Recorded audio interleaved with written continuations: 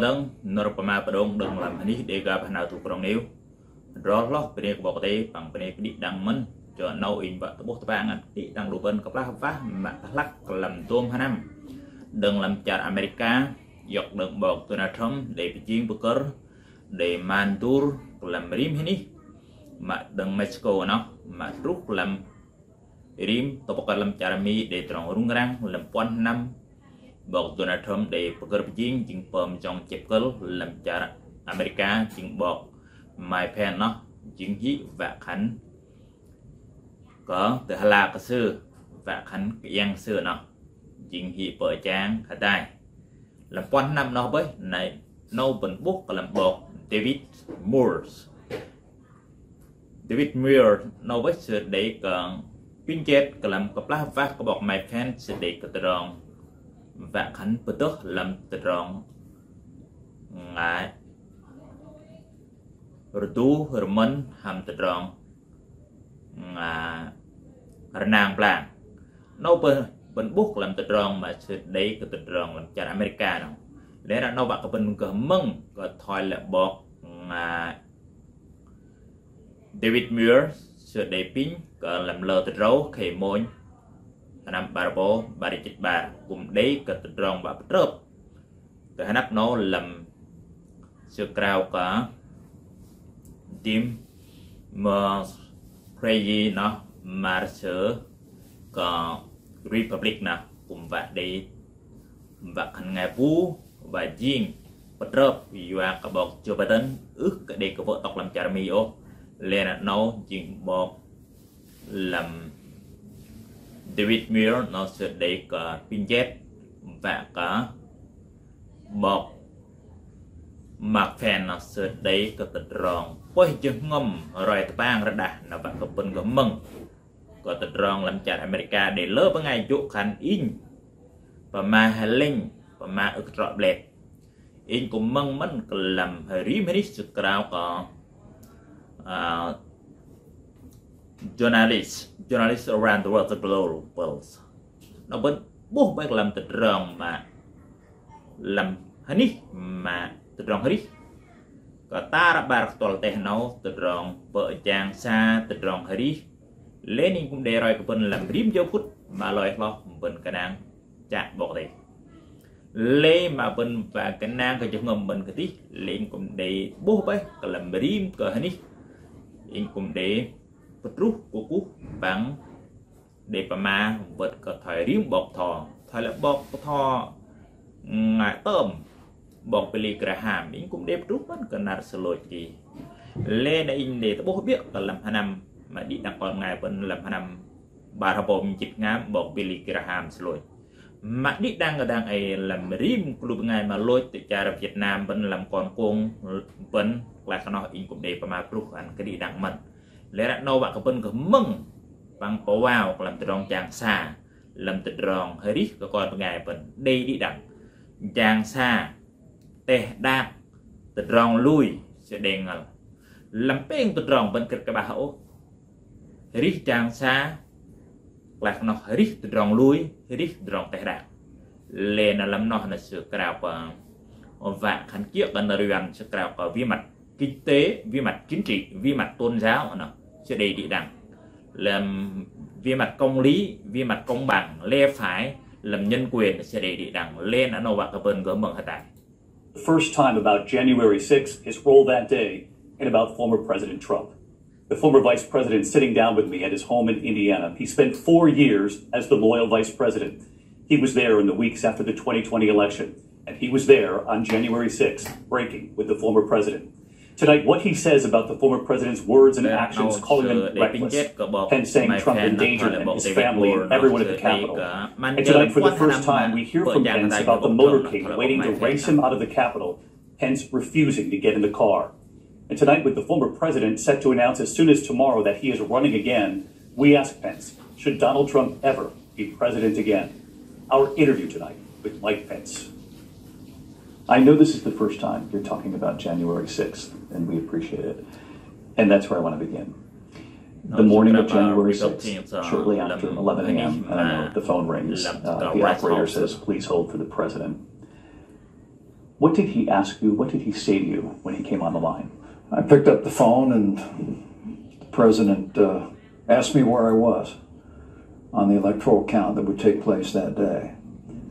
And I told him, despite what you issued last night from your campaign, Mr. President, you know, I've been very clear that I don't have the authority to reject votes during the electoral count or return those votes to the states. And it went downhill from there. President became very irate on the phone. He said that if that was true, that he made a mistake 5 years ago. You write that the president told you will go down as a wimp. And you reminded him of the oath that you both took. The president often said that we need to protect the country. And I reminded him we both took an oath to support and defend the Constitution of the United States. I told him it was a promise that I made to the American people and to Almighty God. Did you ever point blank say to the president, I will not do this, I will not intervene, we lost this election? I did, David, many times. We know because we have learned in testimony since that it's believed that the president was aware that people in that crowd, that some of them might have been armed. And that he then said, we're going to march to the Capitol and sent them there anyway.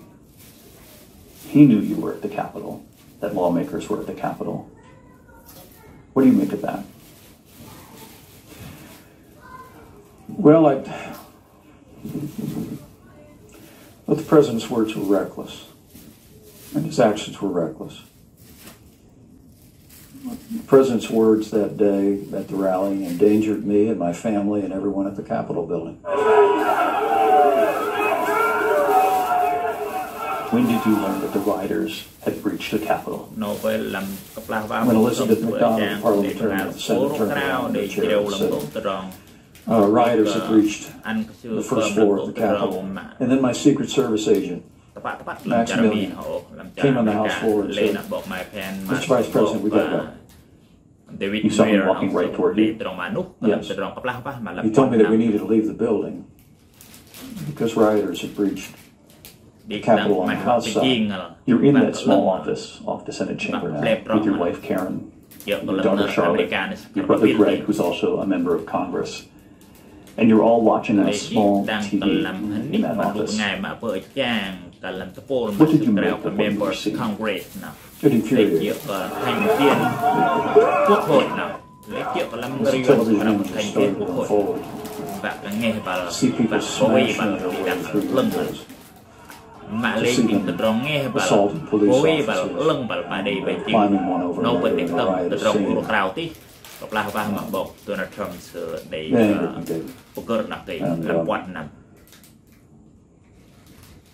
I was filled with an indignation that not here, not in America. We've all seen that image now of your wife Karen pulling the curtain closed in that office. What was she seeing and hearing? What led her to close that curtain? Well, we could hear the crowd outside the Capitol. And when we began to move, we could hear the crowds inside the Capitol. Was there fear in that office when Karen closed the curtain and you were watching on that TV what was unfolding? I must tell you, I felt no fear. I'm filled with indignation about what I saw. Secret Service came in shortly thereafter and told me I needed to leave the building again. And I said, I'm not leaving. But when my lead agent, Tim Giebels, who is a great public servant, came in and said, sir, we've got to get you out of the building now. I stuck my finger in his chest. He said, you're not hearing me. I'm not leaving. I said, I'm not giving those people the sight of a 16-car motorcade speeding away from the Capitol. At that point, he looked at me and said, you can't stay here. That's a glass door. We can't protect you here. At that point, Tim Gable said, we can take you to the loading dock. That's secure. We have all seen the image of you from here coming out of the office, going down the stairs. In that moment, what could you hear, and how close were the rioters?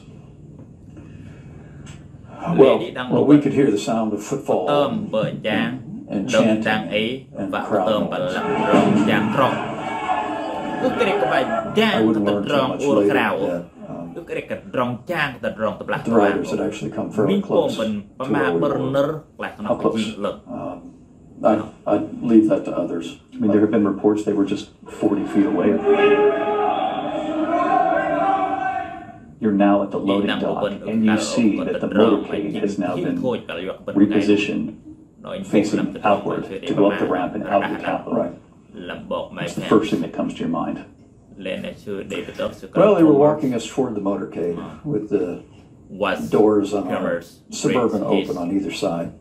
And I saw that they had positioned vehicles on the ramp. And I just turned to my Secret Service lead and said, I'm not getting in that car. He wanted you just to wait in the car. We're going to have it, sir, we're not leaving. They heard me. We're not leaving. We're just going to have you hold in the car. Why wouldn't you get in the car? Well, I looked at, he said, we're not leaving. And I said, Tim, you're a man of integrity, but you're not driving that car. And I just assumed that if we got in the car and closed those 200-pound doors, that not my team in the loading dock, but that somebody, maybe back at Secret Service headquarters, would simply give the driver an order to go. And you were concerned that if you left the Capitol, you might be prevented from getting back to certify that vote. I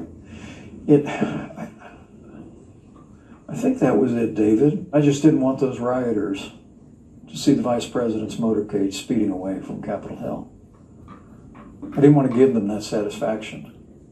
Members were barricaded inside the House chamber. And in the middle of it all, you can see that the President has tweeted.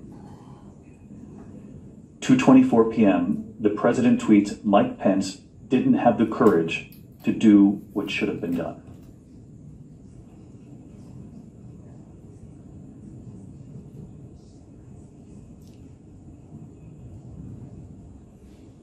It angered me. But I turned to my daughter who was standing nearby, and I said, it doesn't take courage to break the law. It takes courage to uphold the law. And the President's words were reckless. It was clear he decided to be part of the problem.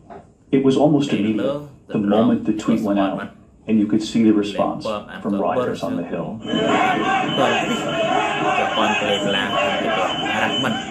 They were saying, hang Mike Pence, nothing but a traitor. He deserves to burn with the rest of them. Well, I had no doubt that it would have the effect it had. Over the course of several hours, you spoke with the acting defense secretary, you spoke with the Joint Chiefs of Staff, General Milley, you spoke with the acting Attorney General Jeff Rosen, the Chief of Capitol Police. Where was the President in all this? David, I was at the Capitol. I wasn't at the White House. And when you learned later that he was watching all this unfold on TV? I can't account for what the President was doing that day. I was at a loading dock in the Capitol where a riot was taking place. But why wasn't he making these calls? That'd be a good question for him. Is there any excuse when you see the Capitol is under attack, when you know that your loyal Vice President is at the Capitol with his wife, with lawmakers, and their staff members, that you would wait until 4:17 p.m. to say, go home? David, I don't know what the President was doing that afternoon. I know that some testimony was been presented to the January 6th committee. But I knew what my duty was and my determination to do it. At any point on that day, on January 6th, this was unfolding, did the President reach out to talk to you, to ask you how you were doing, to check on your safety? I never heard from the president or the White House that day. We do know that the former president could announce any day now that he's running for president yet again. Given all that you witnessed in the Capitol on that day, this is a pretty straightforward question, a yes or a no. Do you believe that Donald Trump should ever be president again? David, I think that's up to the American people. But I think we'll have better choices in the future. The people of this country actually get along pretty well once you get out of politics. And I think they want to see their national leaders start to reflect that same compassion and generosity of spirit. And I think, so in the days ahead, I think there will be better choices. Better choices than Donald Trump. For me and my family, we will be reflecting about what our role is in that. Will you run for president in 2024? Well, we're giving it consideration in our house. Prayerful consideration. Do you believe you can beat Donald Trump? Well, that would be for others to say. And it'd be for us to decide whether or not we'd want to test that. So if you decide to run and he's up there, so be it. So be it. And we should note tonight that there is much more to this interview, what we had never heard before. Mike Pence, on the first conversation he had with the president 5 days after January 6th. What the president said to him, what the president asked him in that moment. Also what President Trump acknowledged about that rally. And when was the last time they spoke? Also Mike Pence on the midterms, did Trump hurt Republicans? Pence on the classified documents. And we asked Pence, does he regret his own rhetoric? What Pence said himself just days before January 6th. It all airs at a primetime special tonight at 10 p.m. Eastern, right here. Breaking with the President, the Mike Pence interview, again, 10 p.m. Eastern, right here on ABC and on Hulu. And Mike Pence's book, So Help Me God, comes out tomorrow. We're giving it consideration in our house. Prayerful consideration. Do you believe you can beat Donald Trump? Well, that would be for others to say. And it'd be for us to decide whether or not we'd want to test that. So if you decide to run and he's up there, so be it. And we should note tonight that there is much more to this interview, what we had never heard before. Mike Pence on the first conversation he had with the president 5 days after January 6th.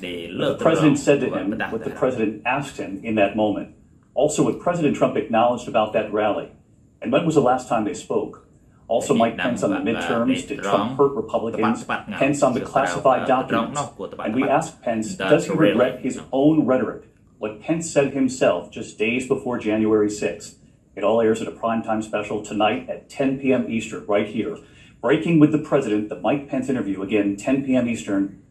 In the future. The people of this country.